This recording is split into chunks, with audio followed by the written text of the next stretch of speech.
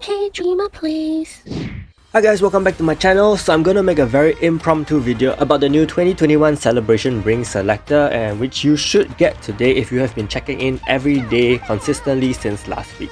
Okay, so there are a few options. We actually have 15 options and I have not picked mine. So I will go through each one and we will evaluate on each of the effects, and if I ramble on too much, please bear with me because I'm doing this really off script. Okay?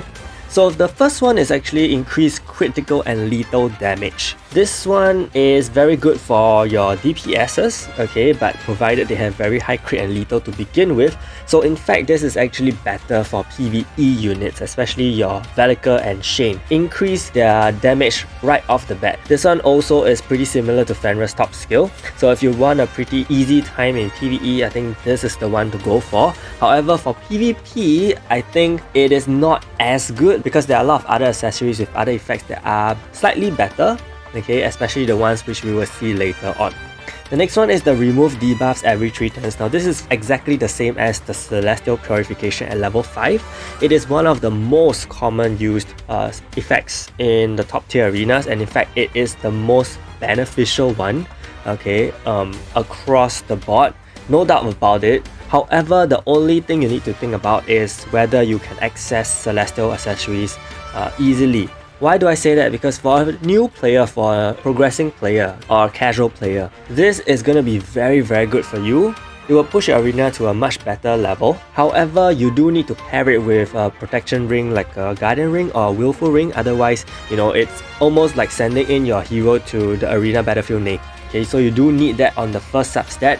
Then for the second substat, you can think about another one if you do have enough magic crystals, and I will talk about this accessory combination in my next video, so do stay tuned for it. And if you are not a casual player, which means you have been consistently doing your heavenly stairs and all of that, you may come across an easier time with Celestial accessories and you may have more access to Celestial Purification. Now if that's the case, I would suggest you pass this one and go for other accessories which are rarer, which have rarer effects, and instead of this one which already is, you know, the same as the Celestial accessory.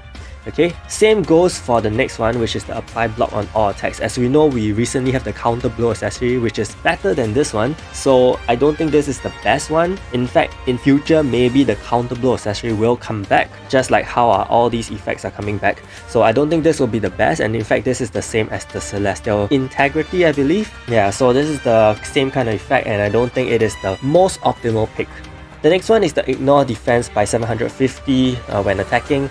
As you know, top tier arena now, people don't really use ignore defense, even though this can allow you to do a lot of damage. Okay, on top of the defense drop by Dylan's, which is about 2000 already. So basically you are removing a lot of defense from the enemy, and of course this will be a very beneficial thing, but it is also requires your hero to attack. So in a 7v7 context, skill use chance is decreased, right? Because you have 14 skills to choose from instead of the previous 5v5 where you have 10. So if you don't actually attack, then this ring is completely wasted. You know what I mean? Compared to the remove debuff one, even if you don't attack, you will still cleanse yourself, which is a good thing about that ring. But this one, you have to attack and it's conditional.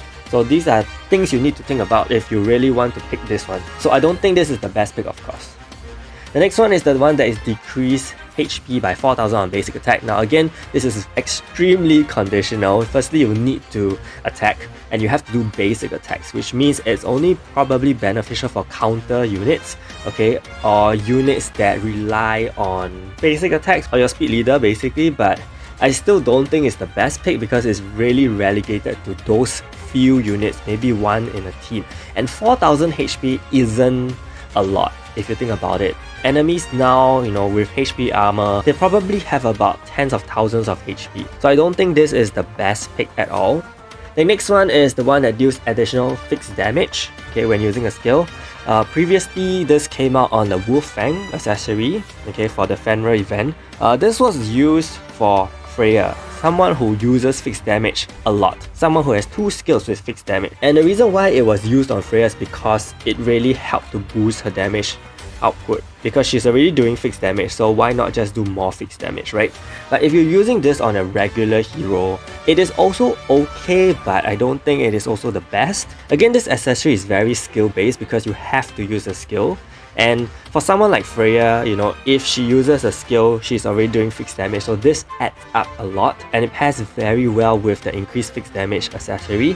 However, for, you know, regular special heroes, having this additional 8000 isn't really, how would I say, doesn't really gel with their skill set too well. And in fact, there's definitely other better accessories. If you do want to go with this, I would rather you pick the Ignore 750 defense for a hero that doesn't really use fixed damage. Okay, so the next three here, they were previously from the Phantom Earring, which was the Regent Lave event. Okay, and obviously the bottom two, decreased physical damage and decreased magic damage, were the more popular ones. Status effect resist by 30%, well, you know, honestly not that amazing because you can still be inflicted with statuses even if you have just 30% resistance, assuming you do not even have the resistance for that particular status effect, right? Let's say your hero doesn't have Electrify resist and you're really relying on this 30%, I don't think that's gonna work, so that's actually a very bad choice. But for the other two, it is amazing, okay? Decreased physical damage by 40% for 7 turns. It is actually two of the more popular choices, and of course the physical damage one is the more popular choice right now because of the meta. Magic damage, of course, by all means, if you want it, go for it. In fact, you have two celebration rings, so you could pick one of these if you missed out on the Regent Lave event, okay?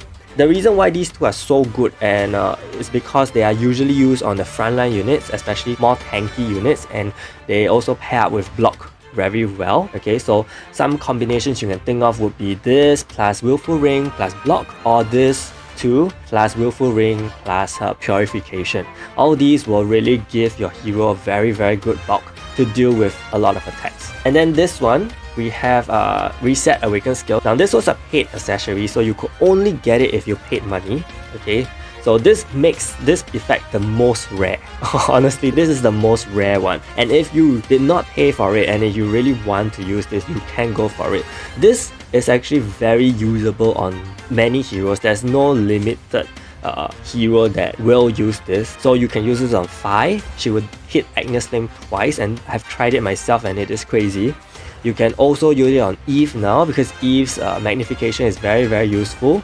You can also use it on someone like Rain or Yeonhee who hits super hard. I remember there was a time when the top tier players also used this a lot on Yeonhee because back then Yeonhee's Awaken skill hits insanely hard. So this is actually a very good ring. In fact, you can also use it in a PvE context whereby you can give Velika this and Velika can use her Awaken skill twice without having for you to reset via seed. This is another option you can consider. I'm sorry, these three are the one that was for Regent Lave's event. The other three on top was for Rosie, I guess. Yeah, Rosie. So these three are from the Regent Lave's event. They are from the Ring of Harmony. All three are actually very good. Okay, there's no turn count to it, so you really just decrease damage and increase damage for the entire battle, which makes it so good. Obviously right now it's very hard to say which one is the best, but I think offensive and magic units are more common now compared to universal, but there are also universal teams out there, okay, except that offensive and magic of course hit the hardest. And if you can deal more damage to them, they also go down very quickly compared to universal. So I would say the offensive and magic ones are slightly more beneficial between the three. It really depends on which one you want to pick. For myself, during the Regent Lave event, I managed to only get the magic one, I believe. I didn't get the offensive one, so right now I'm definitely considering picking the offensive one or the universal one, okay, whichever works. But just keep this in mind that whichever accessory you pick from this list, you are eventually going to have to build on a protection ring, which is the Guardian ring or Willful ring, as well as unlock the second slot with magic crystals, which are very hard to farm, to really boost the efficiency and efficacy of this accessory. So just remember that. The last two were from the Judas event. These two were definitely the ones that were picked. I don't think the other one was picked, which is why it was actually an overlap with the one above, which is this one. So this one was the other one from the Judas event. Okay, but anyway, these two are the ones that are really good, and most top tier players actually went for this one, which is the Spinel. So this one is used on DPSs like Yonhee, Eve. I've even seen this on Judas. I've even seen this on Dylan's, Phi as well. Maybe not Phi, maybe someone like Rin. Yeah, so this is actually insanely good, increasing crit rate by 10% each turn and crit damage by 10% each turn. It actually happens. Okay, I don't think it is being blocked by the block disable from Yonhee, Wukong and Dylan's.